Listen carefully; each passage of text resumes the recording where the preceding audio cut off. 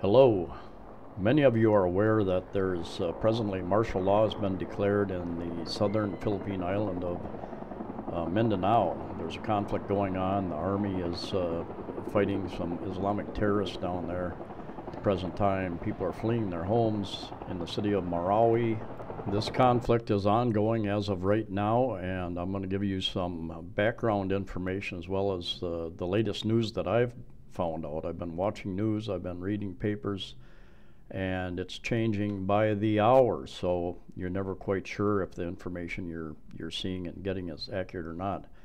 What I've read is at this point about 31 terrorists have been killed and about 11 military and law enforcement. Martial law basically means that you can be stopped and searched at any moment. You can be arrested and held for extended period of time. President Duterte has the authority to declare martial law for up to 60 days. Within 48 hours, I think, of him declaring that, the Congress can deny it also, and I think the courts have some say in it also. The military has moved into this area. I'm going to give you some background, a little bit of information, as much as I know anyway.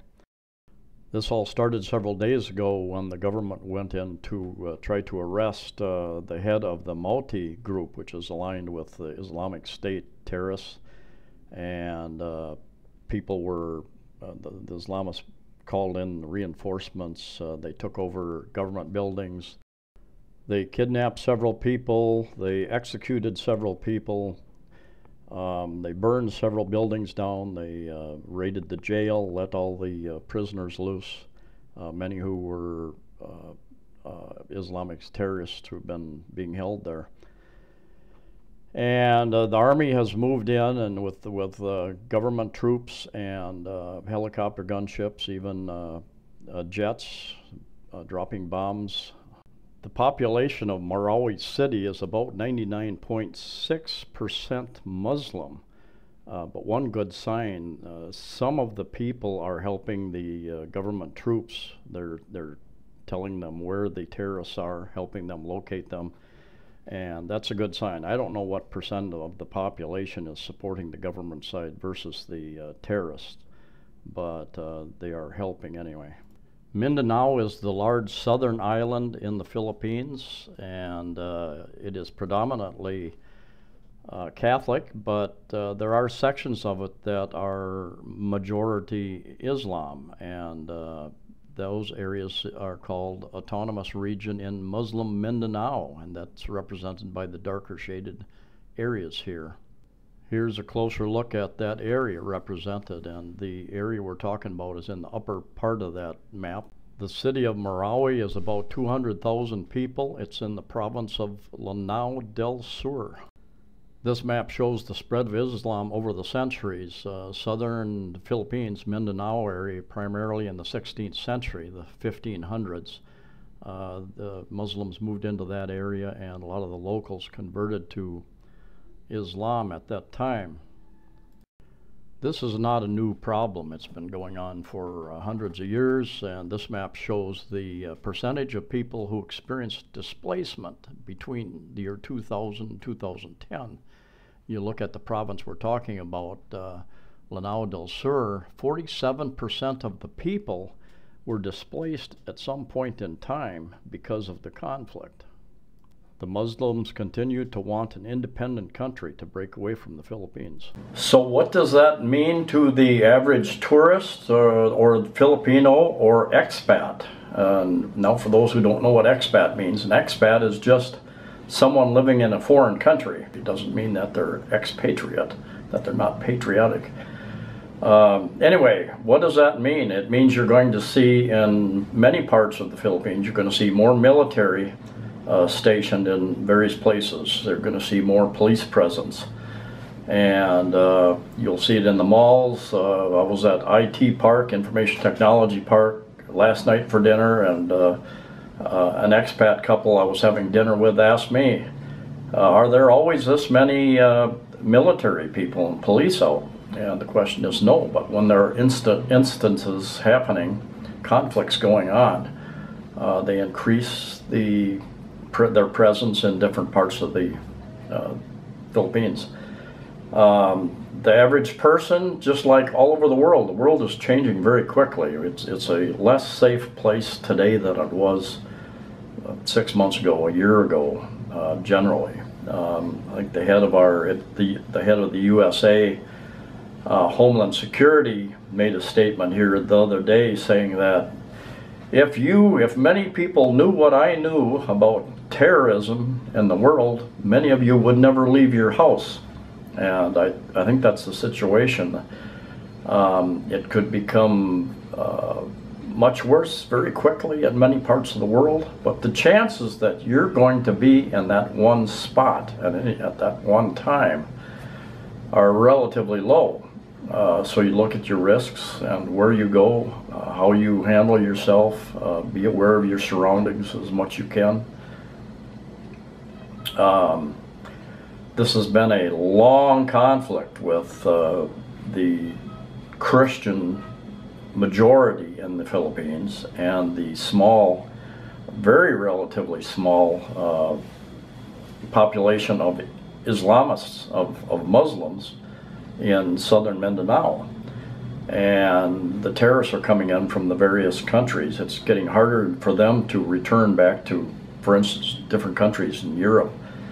So some of them are coming here. Some of the terrorists that were killed here in this conflict were foreign terrorists, according to their names. They're still searching through that data, but they believe that more and more the foreign terrorists are coming here to the Philippines. So this is a changing problem here in the Philippines. We have, with so many islands, with so much sea, you can't put up a fence out in the sea. You can't.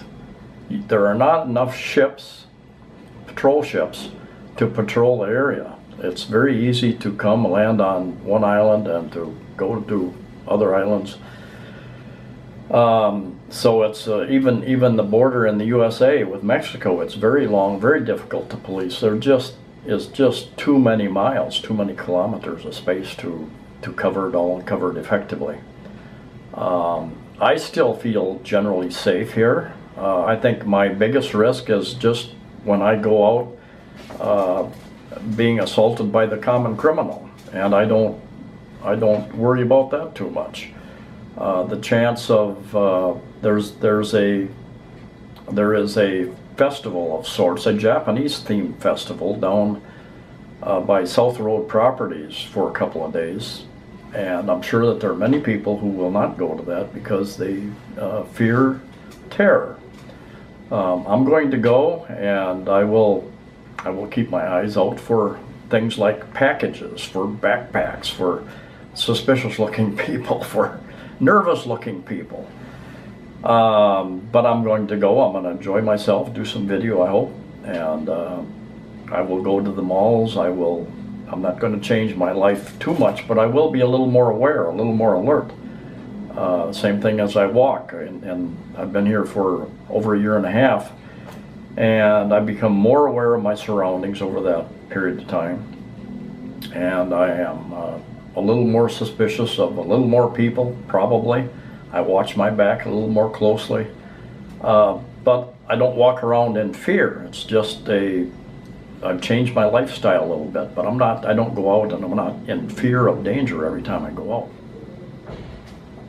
Now the good side of this whole story is that most people in the world do not want conflict. They do not want terrorism. They want to have enough money to have food and a certain level of comfort, and that varies by different areas of the world. People want peace, and they want to be around like-minded people oftentimes. So a lot of Muslims in Mindanao are helping the authorities track down these terrorists, and that's the same in many parts of the world. Same thing in the Middle East. There are many people who are helping authorities track down the bad people, and hopefully they will win out in the end before many people are killed. I think the biggest fear that many of us should have is that if the terrorists come upon nuclear weapons where they can build a dirty bomb, a nuclear bomb. If they can contaminate water sources, food sources with different types of poisons, use poison gases, that type of thing. 1 or 10 or 20 or 50 terrorists, 100 terrorists can storm a building and do major damage in that one area. But if you start contaminating food sources, water sources, those types of things, then you've got a much bigger problem using bacteria and viruses. Those are really the really scary scenarios. But anyway, I plan on staying in the Philippines. There has been just a little bit of talk that President Duterte has mentioned that if he has to, he will extend martial law to other islands, other parts of the Philippines. And you know, you need to deal with the bad guys in a very tough time. There's a few protests against martial law right now.